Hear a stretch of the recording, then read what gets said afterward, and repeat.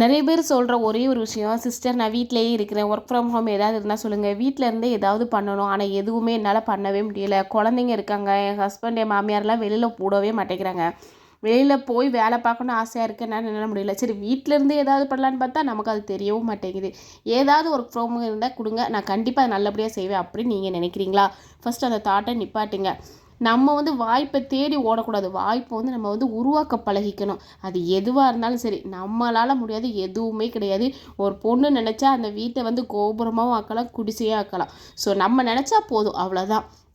அதுக்கு டைம் நம்ம தான் ஒதுக்கிக்கணும். டைமே இல்லை. சில பேர் சொல்லுவாங்க, நான் குழந்தை வச்சுக்கிட்டு இருக்கேன்டா, என்னால் டைமே இல்லைங்கிறாங்க.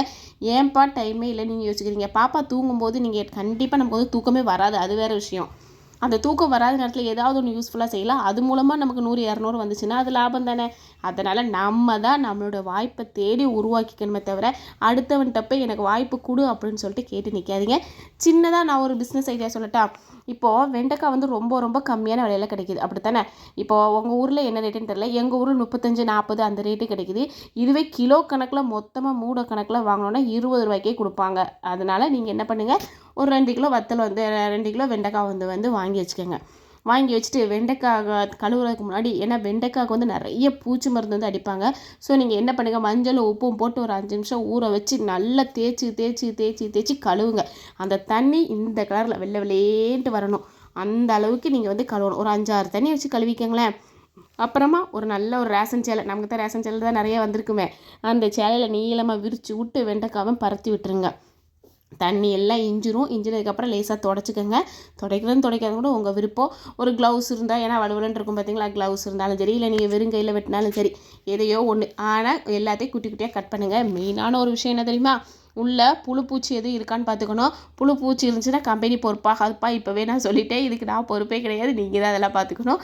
பார்த்துட்டு நல்லா குட்டி குட்டியாக கட் பண்ணுங்கள். இதை நீங்கள் அழகாக சீரியல் பார்த்துக்கிட்டே கட் பண்ணலாம். நான் என்ன பண்ணிட்டு இருந்தேன் தெரியுமா? மெட்டிவலி நாடகம் போடுவாங்க தெரியுமா, அதை பார்த்துக்கிட்டே கட் பண்ணேன்.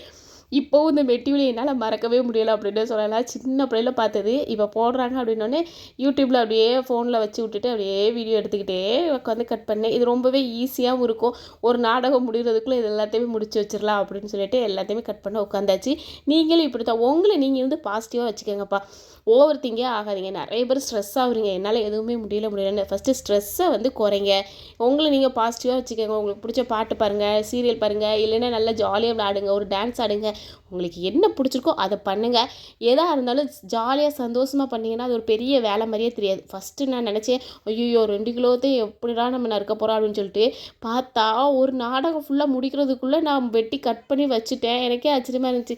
பரவாயில்லையே, நம்மளும் நல்ல பிள்ளை ஆகிட்டவே அப்படின்னு சொல்லிட்டு. ஸோ அதனால் கண்டிப்பாக நீங்கள் ட்ரை பண்ணி பாருங்கள். இப்போ எல்லாத்தையும் குட்டி குட்டியாக கட் பண்ணுங்க. அதுக்காக ரொம்ப குட்டியாக வெட்டிடாதீங்க. அப்புறம் வத்தல் வந்ததுக்கப்புறம் வறுக்கவே முடியாது, சட்டியோடு ஒட்டிக்கிற மாதிரி ஆயிரும். கொஞ்சம் நார்மல் சைஸில் வெட்டிக்கங்க. இந்த சைஸ் போதும், ஓகேவா? ஏன்னா நல்லா அவிஞ்சு அதுக்கப்புறம் காய வச்சு நம்ம கைக்கு வரும்போது ரொம்ப குட்டியாகிடுச்சுன்னா நல்லா இருக்காது எடுத்து சாப்பிட்றதுக்கு. இது சைட் டிஷ்ஷாக நீங்கள் என்ன வேணாலும் வச்சு சாப்பிடலாம்.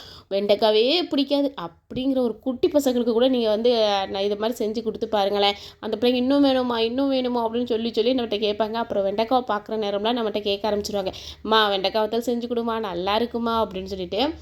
இப்போ பார்த்தீங்கன்னா நம்ம வெண்டைக்காய் நல்லபடியாக கட் பண்ணி வச்சிட்டோம் இல்லையா? இது கூடவே ஒரு ஸ்பூன் உப்பு போட்டுக்கோங்க. நான் ஃபஸ்ட்டு 1/2 ஸ்பூன் போட்டேன், அப்புறம் பார்த்தா இன்னும் எக்ஸ்ட்ரா தேவைப்பட்டுச்சு, அதனால போட்டேன். உப்பு மஞ்சள் தான்ப்பா ப்ரிசர்வேட்டிவ், ஓகேவா? இதில் வேறு எந்த ஃபுட் கலராக இல்லை எதுவுமே சேர்க்காதீங்க. உப்பு மஞ்சள் தூள், காரத்துக்கு நீங்கள் வத்தத்தூள் சேர்த்துக்கோங்க. வீட்டிலே வத்தத்தூள்லாம் நம்ம அரைப்போம் இல்லையா? அந்த வத்தத்தூளையும் சேர்த்து ஒரு நல்ல கிண்டி நல்லா வதக்குன்னு வதக்கணும். ஸோ அதனால நல்லா கிண்டிக்கங்க. உப்பு எல்லா பக்கமும் போகணும். உங்களால் கிண்ட முடியாட்ட இப்படி பண்ணுங்கள், நான் செய்கிற மாதிரி நல்லா குலுக்குன்னு குலுக்கிடுங்க. எவ்வளோ குலுக்க முடியுமோ அவ்வளோ குலுக்கிடுங்க. அந்த உப்பு எல்லாமே அது கூட சேரணும், உப்பும் மஞ்சத்தூளும். ஏன்னா கைட்டு நீங்கள் செய்கிறத விட இப்படி செஞ்சிங்கன்னா நல்லாவே அதோட சேர்ந்து மிங்கிள் ஆகி வரும். இப்படி மிங்கிள் ஆனதுக்கப்புறமா அடுப்பை பற்ற வச்சு அதில் வச்சிடலாம். அது நிறைய தண்ணி அள்ளி ஊற்றிடாதீங்க, அம்புட்டுமே வேஸ்ட் ஆகி போயிடும். ஏன்னா இதோட சத்துக்கள்லாம் நமக்கு வரணும், அந்த பச்சை கலரில் இருக்கிற கலரும் நமக்கு கிடைக்கணும், அப்படி தானே? கலர் மாறாமல் நமக்கு கிடைக்கணும்னா இந்த மெத்தட் கண்டிப்பாக ட்ரை பண்ணி பாருங்கள். இப்போ இதில் நம்ம என்ன பண்ணோம், ஒரே ஒரு கிளாஸ் மட்டும் தண்ணியை ஊற்றி நல்லா அடுப்பில் வச்சு இது ரொம்ப நேரம் வேக வைக்கக்கூடாது, கரெக்டாக 5 நிமிஷம் தான். அதுக்கு மேலே எடுத்துருங்க. இந்த எவ்வளோ தண்ணி இருக்குன்னு பார்த்தீங்களா? இத்தினூண்டு தான் தண்ணி இருக்கணும். ரொம்ப தண்ணி இருந்துச்சுன்னா கலர் மாறிடும் ஒன்று, இன்னொன்று அதோட சத்துக்கள் எல்லாமே போயிடும், இதெல்லாம் வேஸ்ட் ஆயிரும். ஸோ இந்த மாதிரி இருக்கும்போது ஐயோ கொலன்னு வருதுக்கா, இப்படி வருதுக்கா, அப்படி வருதுக்கான்னு சொல்லக்கூடாது. தடங்கல்கள் 1000 வந்தாலும் அதை எல்லாத்தையும் தட்டுன்னு தகர்த்து எரியணும். அதுதான் நம்மளோடது, ஓகேவா? இப்போ என்ன பண்ணுறோம், இதை நல்லா கொஞ்சம் ஒரு 2 நிமிஷம் கிண்டி விடுங்க. 5 நிமிஷம் நல்லா வெந்தால் போதும். இதுதான் பதம்ப்பா. இந்த பதத்தில் நல்லா ஏதாவது ட்ரை ஆனதுக்கப்புறம் தண்ணியெல்லாம் வற்றினதுக்கப்புறமா ஒரு பெரிய தாம்பளத்தட்டை வச்சுக்கோங்க. ஒரு குச்சிட்டி மூடி ஏதாவது இருக்கும் பார்த்தீங்களா, அந்த மாதிரி ஒரு தாம்பளத்தட்டை எடுத்து அதுக்கு மேலே எல்லாத்தையும் பரப்பி விட்ருங்க. நான் வந்து 2 தாம்பளத்தட்டில் வச்சேன். பட் கடைசியில் கிடைக்கிறது நமக்கு ஒரு தாம்பளத்தட்டு தான் கிடைக்கும். ஏன்னா 2யும் ஒன்றா சேர்த்துருவோம். நல்லா பரத்தி விட்டுருங்க. பரத்தி வச்சு இப்போ அடிக்கிற வெயிலுக்கு 2 நாள் வைங்க, 2-3 நாள் வைங்க. நல்லா வெயில் அடிக்கும் பார்த்தீங்களா, மண்டை பொழக்கிற அளவுக்கு வெயில் அடிக்கும்போது 2 நாள் வச்சாலே போதும். இது வந்து செம்ம இது நமக்கு காசு ப்ராஃபிட் வந்து கிடைக்கும். பயப்பட தேவையில்லை. அதை விட இப்போ முக்கியமான விஷயம், நமக்கு ரமலான் வருது பார்த்தீங்களா. ஸோ சஹருக்கு என்னடா செய்ய, ஒரு சாம்பார் சோறு தான் வச்சுருக்கோம் அப்படின்னு நினச்சிங்கன்னா, ஒரு சாம்பார் கூட கடிச்சிக்கிறதுக்கு இடையே நீங்கள் எடுத்து வச்சு பாருங்கள். டேஸ்ட் அவ்வளோ நல்லாயிருக்கும். எவ்வளோ சாப்பிட்டாலும் நமக்கு வயிறு பசிச்சிக்கிட்டே இருக்கிற மாதிரி தெரியும். அவ்வளோ செம்ம டேஸ்ட்டாக இருக்கும். கண்டிப்பாக ட்ரை பண்ணி பாருங்கள். எங்கள் ஊர் சைடு ஃபுல்லாகவே வெண்டைக்காய் வத்தல், சீனரிக்காய் வத்தல், அப்புறம் வெங்காய வடகம்னு சொல்லிட்டு எல்லாமே போட்டுக்கிட்டு இருப்போம். எங்கள் ஊர் சைடு என்ன ரேட் விற்றுக்கிட்டு இருக்காங்கன்னா, 1/4 கிலோ வந்து 100 ரூபா அப்படின்னு சொல்லி கொடுத்துட்ருக்காங்கப்பா. அது எல்லா சைடும் எப்படின்னு எனக்கு தெரியல. எங்கள் ஊர் சைடு வந்து 1/4 கிலோ 100 ரூபா.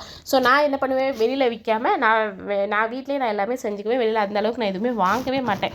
எனக்கு எப்போலாம் டைம் கிடைக்கும் அப்போலாம் நானே உட்காந்து செய்ய ஆரம்பிச்சிருவேன். நீங்களும் கண்டிப்பாக ட்ரை பண்ணி பாருங்கள். உங்களாலேயும் முடியும். எதுவுமே முடியாதுன்னு நினச்சாதான் முடியும். இதெல்லாம் ஒரு பெரிய விஷயமா, நம்மளே செய்வோம் அப்படின்னு செஞ்சு பாருங்கள். அது எல்லாத்தையும் விட செஞ்சு முடிச்சுட்டு இப்படி செஞ்சு சாப்பிட உட்காருவோம் பாருங்கள், பிள்ளைங்க அதுக்கு உண்டான கிரெடிட் கொடுப்பாங்க. அப்போ வரும் பாருங்கள் ஒரு சந்தோஷம். நான் ஜெயிச்சிட்டேன் அப்படின்ட்டு வரும். அந்த மாதிரி இருக்கும். நான் அப்படிதான்ப்பா. இது கொடுத்த உடனே என் பசங்க ரொம்ப சந்தோஷப்பட்டாங்க. அம்மா டேஸ்ட்டாக இருக்குமா அப்படின்னாங்க. என் பிள்ளைலாம் சொல்லிட்டு, அம்மா டிஃபன் பாக்ஸில் வச்சு விட்ருக்கோம்மா, நான் என் ஸ்கூலில் போய் கொடுக்கணும் அப்படின்னு சொல்லிட்டு. ஸோ அவ்வளோ டேஸ்ட் நல்லாயிருக்கும். கண்டிப்பாக நீங்கள் வந்து ட்ரை பண்ணி பாருங்கள். இன்றைக்கி காலையில் நான் இதை வறுத்துட்டு தான் இந்த வீடியோவே நான் உங்களுக்கு வந்து போடுறேன். ஹஸ்பண்டுக்கும் சரி பாப்பாக்கும் சரி நான் அதை வந்து வச்சு கொடுத்து விட்டாச்சு. நான் என்னெல்லாம் செஞ்சேன் அப்படிங்கிறதையும் காட்டுறேன். இப்போ பார்ப்போமா, இப்போ எவ்வளோ வந்திருக்குன்னு பார்த்துருவோமா. 2 கிலோ வத்தல் போட்டோம் இல்லையா. 2 கிலோவில் ஒரு கொஞ்சமாக நான் எடுத்து வெண்டைக்காய் குழம்பு அன்றைக்கி வச்சுட்டேன். அதனால் அதை வந்து விட்டுருங்க. 1.5 கிலோ தான் எதுவும் கணக்கு வச்சுக்கோங்களேன்.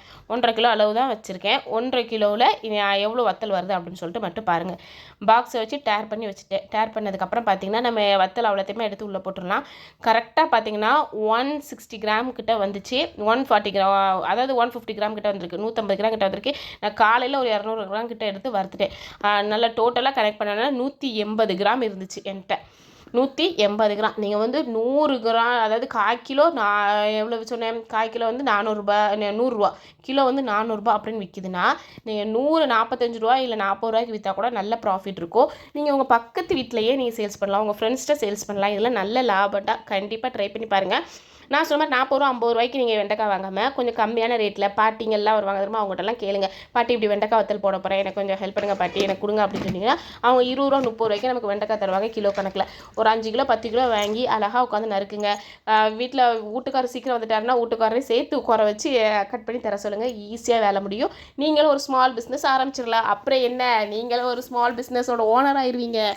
அப்புறம்லாம் எங்களெல்லாம் கண்டுக்கவே நேரமாக இருக்காது. அப்படித்தானே.